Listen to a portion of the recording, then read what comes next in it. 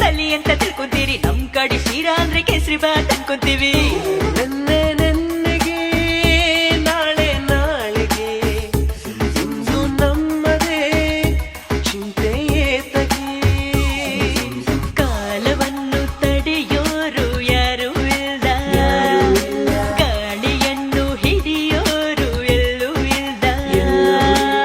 ತುತ್ತುವನ್ನ ತಿನ್ನೋಕೆ ಬೊಗಸೆ ನೀರು ಕುಡಿಯೋಕೆ, ತುತ್ತುವನ್ನ ತಿನ್ನೋಕೆ ಬೊಗಸೆ ನೀರು ಕುಡಿಯೋಕೆ.